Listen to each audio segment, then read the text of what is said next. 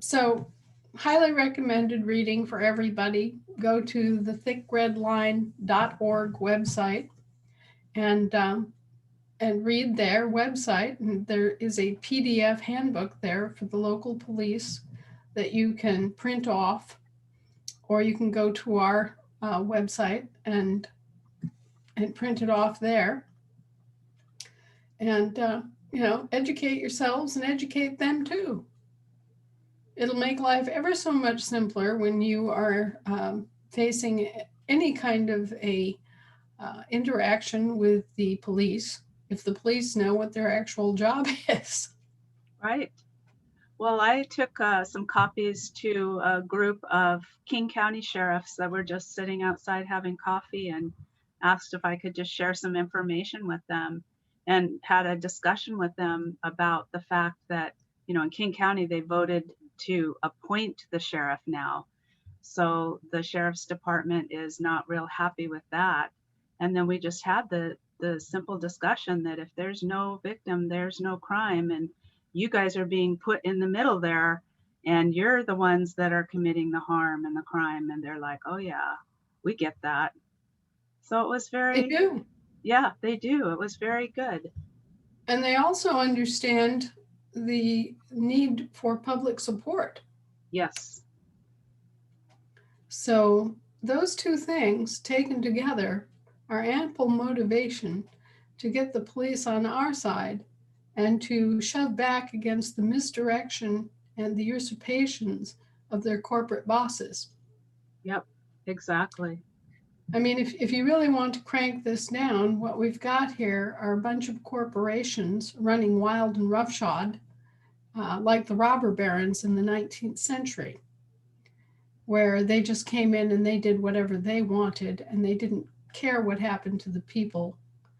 And they had to be squelched using antitrust and anti-monopoly laws and other measures against closed union shops and other things that the corporatists otherwise employ to garner their own power against the will of the people and the public law.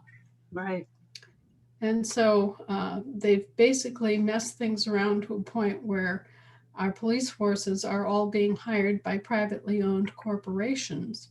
And those corporations are misdirecting the police forces to accomplish their own ends and not in public service. So we're going to have to take on the corporations. We're going to have to start exercising our quote unquote sovereign power by the millions. And we're going to have to boot up the counter measures that are needed in the public interest to begin liquidating corporations that operate as lawless conspiracies against the constitutions and as lawless conspiracies against the public good. Mm-hmm. We have to realize that these are profit-driven, foreign, for-profit organizations, and they have no right to be here. And they have all been, more or less all, have been chartered under our delegated powers. So it falls to us to rein them in, discipline them, liquidate them, and do the work that the Roman Curia refuses to do. Mm-hmm.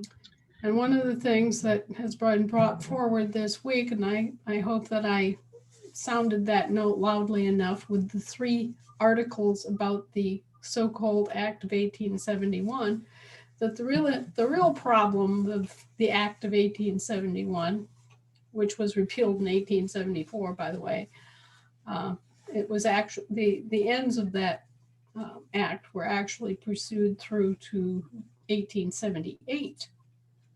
But anyway, the real problem with it is actually the Corporations Act of 1870.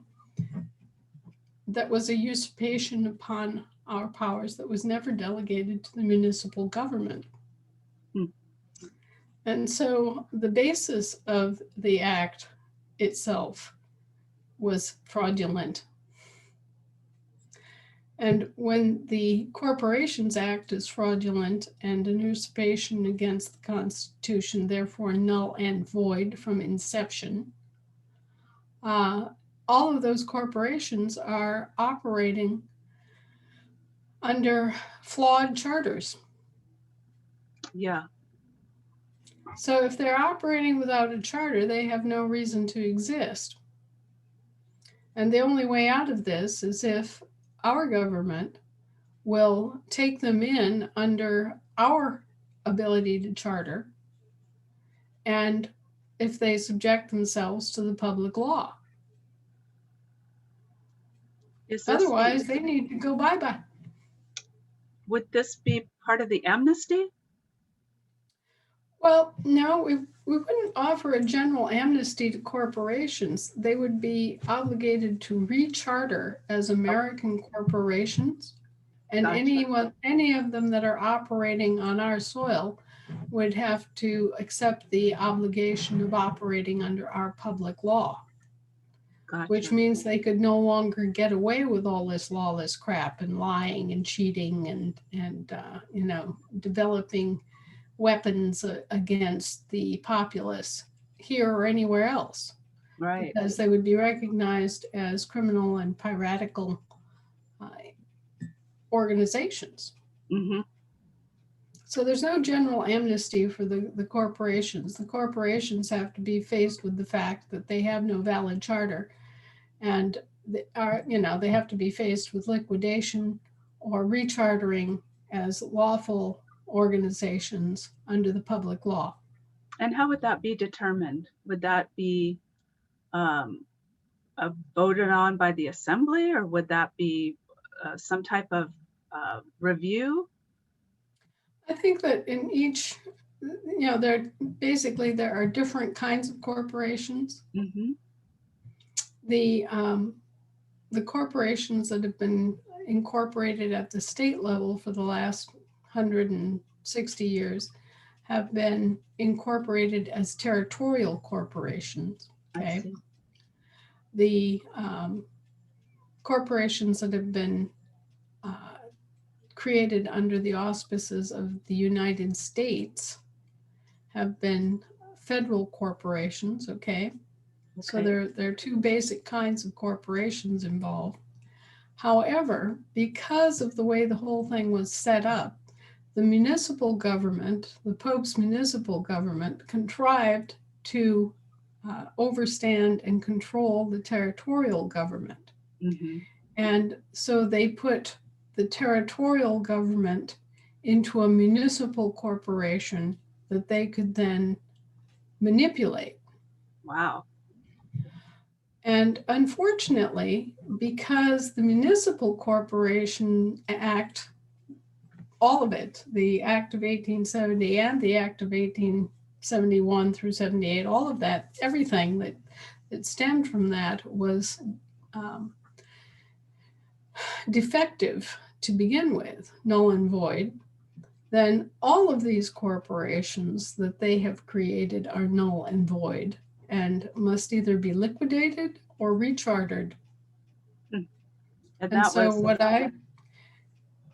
what we sent to the Pope this past week was simply, observing all of that and saying that those U.S. corporations, which include the territorial corporations, as subsidiaries and franchises, need to be liquidated or rechartered and placed under our public law. And the same solution would apply to England, Australia, any of the countries that have been affected by this same rot. Their corporations' charters are also flawed for fraud. And so they would have another whole round of, okay, so for example, the BBC doesn't have a valid charter. Mm-hmm. Right. So what are we going to do with it as the people of Great Britain? Now, they chartered these countries as corporations, so China, Britain, Australia, but do the American people actually own those? Oh, they're all chartered as municipal corporations via the abuse of our delegated powers and usurpation against our state powers. They basically came in and did lousy things in our name. Sure. But who owns that? Do the people of the country own it, or The Pope, the Pope?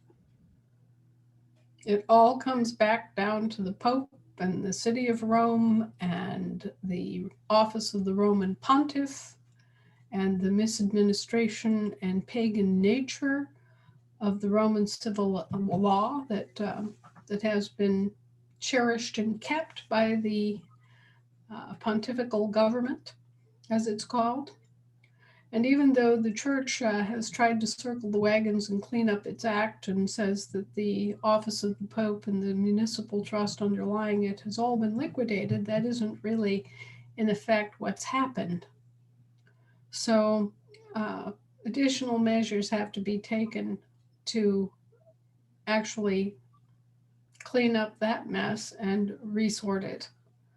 But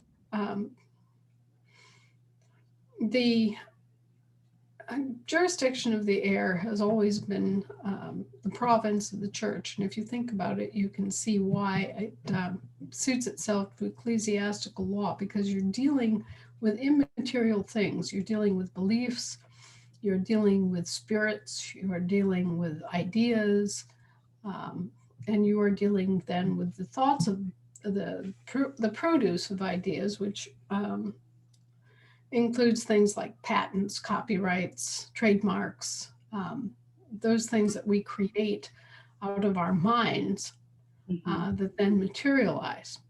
So that's why the ecclesiastical law is what pertains to corporations.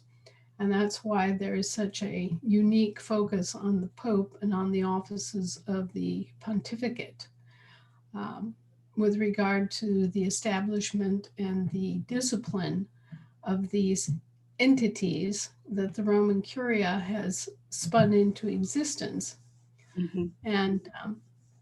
And so at the end of the day, it's clear that there was a long process involved in which the supposedly dead Holy Roman Empire went underground and then plotted to nonetheless create a situation where at the end of the day, the Holy See would be the only government still standing that was unincorporated.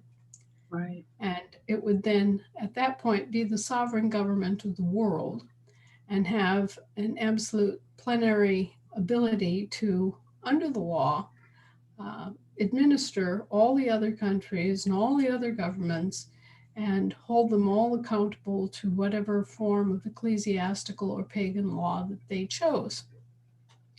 And I think it's also clear now that within the Catholic Church, there was always a pagan element since the days of Rome and the Council of Nicaea, that a quid pro quo was established with Constantine, the Roman emperor, that allowed for a Roman pagan church within the Roman Catholic Church that was Christian.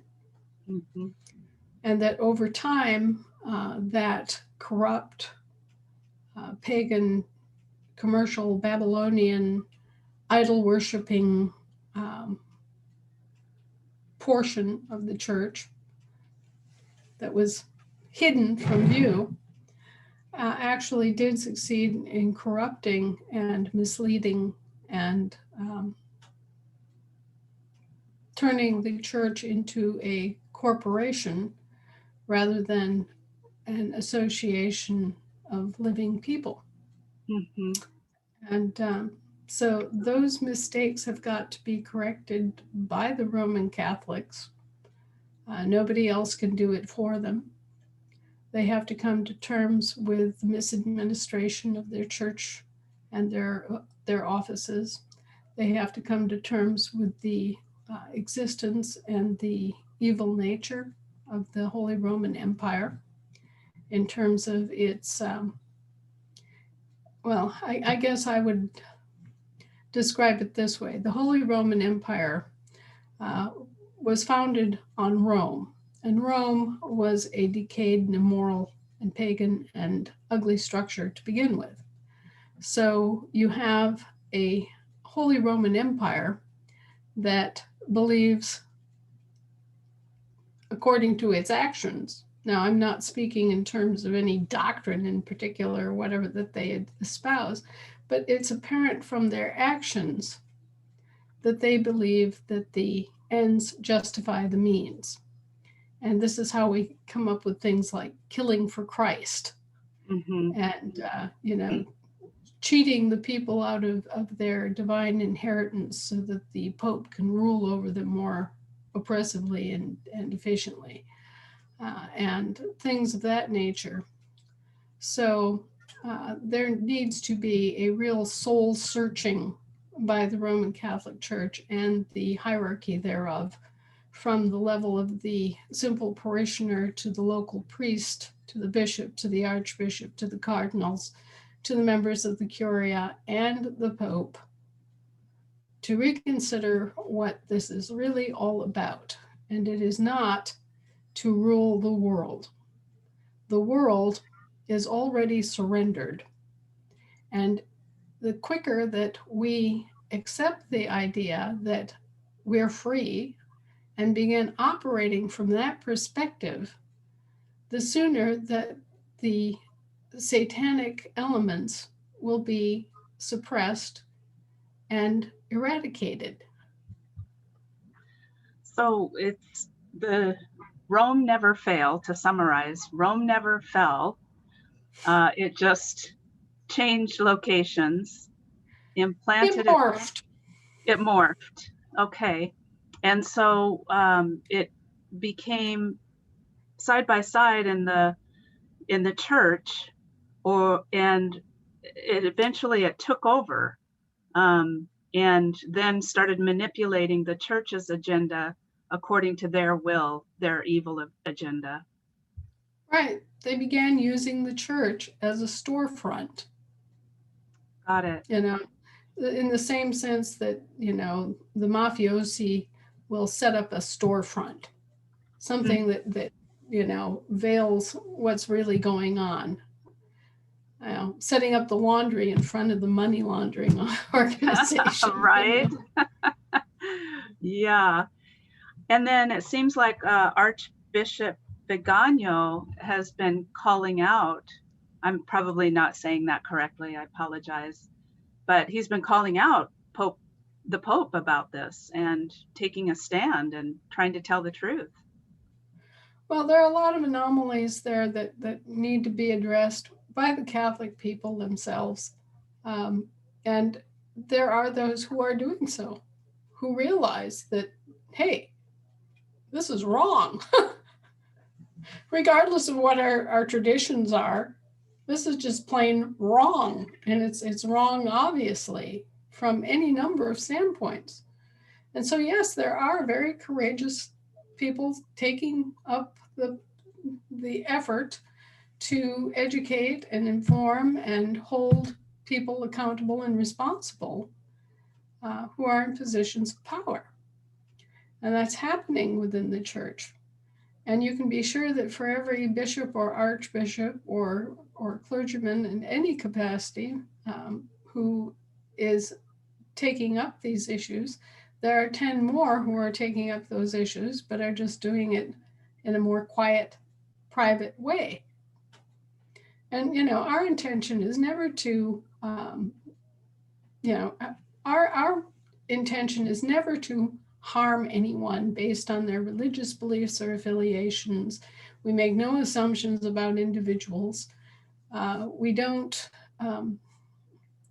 we're not, this is not some effort to condemn Catholics, okay? No. This is an effort to bring attention to historical facts and, issues within the history and the operations of the church that are harmful not only to the church but to everybody.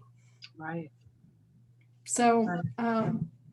what we're hoping for in bringing this forward is a vastly increased awareness on the part of Roman Catholics and a vastly increased effort to reform those aspects of the church that are in desperate need of reformation. And I hate to use that word because that kind of echoes back to Protestant Reformation. But what I'm talking about is a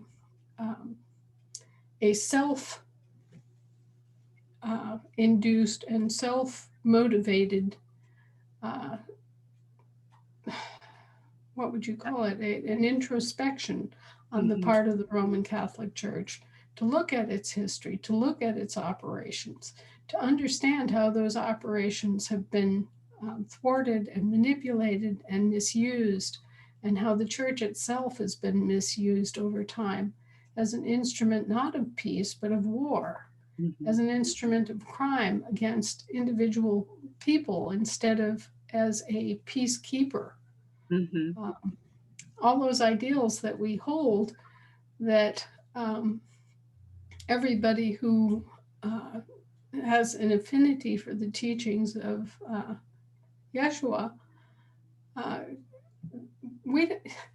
it's inconceivable that anyone who was a sincere follower of Yeshua's teachings, Joshua, the English version, Joshua, anyone who loves him could never conceive of killing for Christ, for example. Nobody who has any affinity for him could possibly justify things like pogroms and the entire idea of the institutions that have been used to kill heretics instead of trying to reason with them. The entire dark history of the church. It needs to be addressed, understood for what it is, and all these things need to be resolved finally in behalf of what is good and what is moral and what the teachings of Yeshua actually mandate. Absolutely. Yeah, and the Vatican vaults need to be opened and the light shown to the rest of the world, because there's a dark, dark history there and there's plenty of evidence. Unfortunately, there is. And, I think also the members of the Roman Catholic Church need to be aware that there are vast, vast repositories of arcane knowledge that have been secured down through the centuries by the church and hidden away so that people have not known their actual history. They have not known the extent of prior history on this planet. They've not known basic things that they needed to know in order to form proper ideas about science and about history and about government and about their own true nature. And this has been purposefully obscured so as to keep that knowledge among the church leaders, but not available to the public. And the rationale for doing this has most often been self-preservation, greed, and an oppressive desire to enslave and use and abuse and keep people under the thumb of an authority structure that they ran. Exactly. And, I take, and I think most Americans take, the exact opposite view that we should know anything that's true. And we should consider any possibility and try to figure out what is true. We have to have discernment. We have to be able to reason from point A to point B and have a reasonable conclusion. And, I will just use a random example that comes to mind. Okay, this is just a for instance. We have known for a long time that there was a race of giants that inhabited the earth. Right. We have vast numbers of skeletons now, in the thousands easily. And we have photographic and newspaper records and everything else that absolutely confirm that there was a race of giants on the earth. Right. And we also have cities north of Jerusalem that are built on a gigantic scale,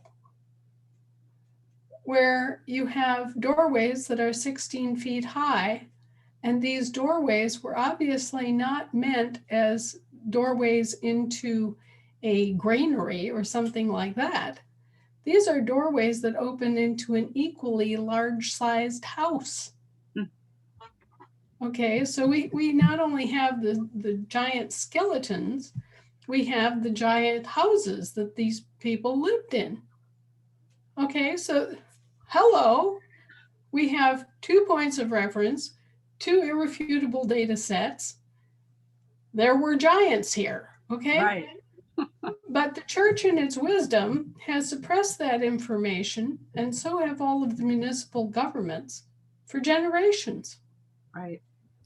And it becomes imperative for us to ask, why? Mm-hmm. Absolutely. Okay? And we have a right to know. Absolutely. I mean, we shouldn't be just left here looking at the evidence and being told, oh, no, there were never any giants. That just doesn't work. Right. That isn't truthful. That isn't giving us the solid basis of understanding that we need to be able to function and to come to right decisions and right conclusions. That's again a sin by omission and a deceit by omission. And so that's one example of what needs to come out, needs to be discussed, needs to be filtered through the logic circuits so that people have a full deck of cards. Right. And that's only one of very, very many. Yeah. Right. Right. Were all the books in the Library of Alexandria burned, or were they all just trafficked off through tunnels to other places, other repositories? To highest bidders and bounty hunters. Right. Yeah. So these are the sorts of things that have to be worked out by the church, within the church, one way or another. And I apologize, but yes, this is falling to the Catholics. It's not something that Joe Average Protestant or Hindu or Buddhist is able to do. This has to come from within the church. That determination to make a clean breast of it and to sort through the pagan antecedents and to clean up everything has to come from you, from the Catholics. I've always known that I did not have any particular standing to critique the Catholic Church.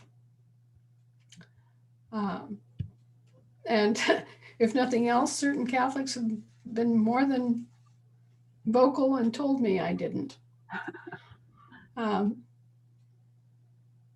then there have been others who have been open to do the sort of self-examination that's necessary. And I have to keep faith with them that if they can do it as individuals, then the entire church can eventually be brought to do the same sort of self-examination and make the sorts of Reformation moves, the sorts of restoration of the true teachings and the loyalty toward the true teachings that is necessary, frankly. Hmm. Yes, absolutely. Absolutely. I mean, there's a lot of work to be done there, but we can send our prayers to them that they will be brave enough to take those steps. Well, and we already see some of them are brave enough. And we have faith that there are many more who are more quietly taking on the same issues.